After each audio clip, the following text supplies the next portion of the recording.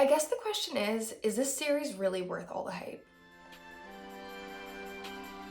Hello and welcome back. My name is Caitlin and I love to read. I've been seeing a lot of traction around Divine Rivals and Ruthless Vows recently. Those are both young adult books by Rebecca Ross that fall into this romantasy genre.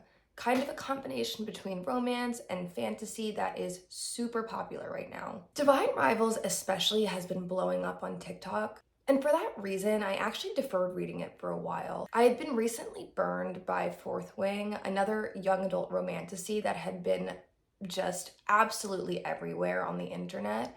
And so I was so disappointed by that book, I just kind of swore off the genre for a little while. But after reading Rebecca Ross's other duology, The Elements of Cadence, that I fell absolutely head over heels in love with, I decided to give Divine Rivals a shot, and oh my goodness, I am so happy that I did. I'll start with a summary of Divine Rivals. This book starts in a city called Oath, and there is a lot of whimsical magic that occurs here. Some places and some objects are enchanted.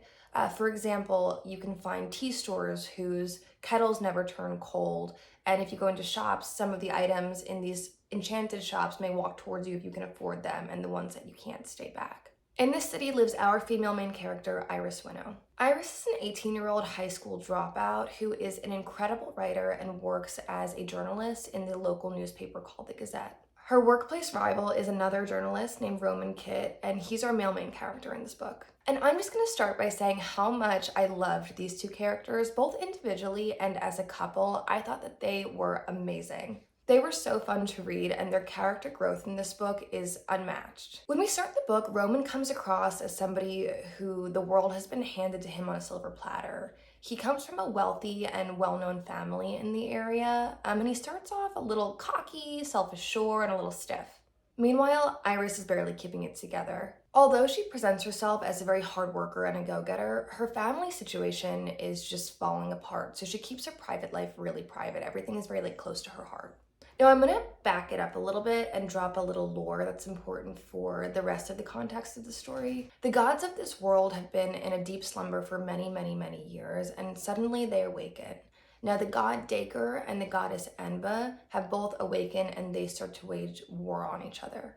Enba is a goddess who is gifted with the power of music, and when she plays her harp, only some people hear it, but those boys and girls that do are called to her. Once they hear her music, they can't help themselves but to drop everything and go to war and fight for her. Now, Iris's older brother, her best friend, her role model Forrest, hears this music and he's called to the front lines of war. Iris's mother goes into a deep depression and finds herself in the midst of addiction.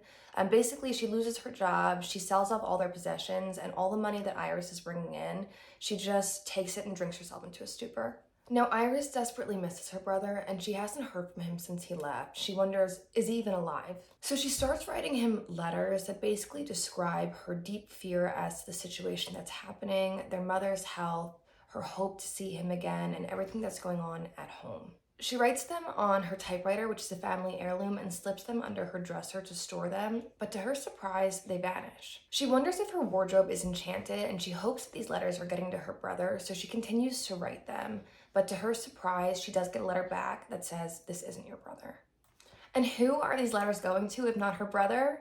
You guessed it, it's Roman Kit. And he's just enraptured by them, by Iris, by her beautiful writing. Now, he knows exactly who he's writing to, but he doesn't want to embarrass her, so he actually keeps his identity hidden, and the two start corresponding. And the letters between these two are just beautiful. They're so poetic, they're gut-wrenching. The pining, oh my god, it is magic. Now, during this time that Iris is corresponding with Roman under the guise of somebody else, she also starts to develop a workplace crush on Roman too, and they start to have this banter, they go to lunch together, and so she's kind of dealing with these two romantic relationships and doesn't realize that it's the same guy. But their little workplace crush is cut short when Iris gets the opportunity to become a war correspondent. This would put her at the front lines to be a journalist, and so she might see her brother, as well as she can override this censorship that she's experiencing now to actually report what's really going on in the war. Now, she abruptly leaves, and this is the point where I just could not put this book down. Iris starts reporting on the front line of this war, and I think the writing is just well done. It is so impactful, and it tackles these heavy themes.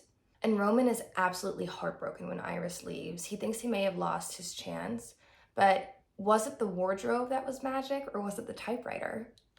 It's the typewriter. So these two are able to still send letters to each other. And again, the letters are just so gorgeous. I want that. I want that magic typewriter. I want these beautiful letters. Alexa, get me a magic typewriter. Get in Alexa. And there is one point where the two reconnect, where Roman goes to see Iris, and he is so excited, but he doesn't realize that there is a really dangerous situation at play. Oh my gosh, the tension and the suspense in this part. When I was reading, I literally had to stand up and finish it standing. I was pacing. This book is fantastic. I went in blind, and it is definitely, for me, a 5-star read. Now, I want to talk about Ruthless Vows, but I don't really want to put any spoilers in here for the sequel, so I'm just mostly going to talk about my thoughts about the book and not go so much into the plot. I will say that our main characters get separated for the majority of this book again, so there's a lot of letters, yay, but I almost wish that there weren't. I was a little over it at this point. I just wanted to see our two lovebirds get together in action, you know, like making out and stuff. Now, don't get me wrong, I still loved the romance in this book. I mean, how can you go wrong with these two? They are so sweet and their love is so special, and I think what this book highlights is that they would really do anything for each other.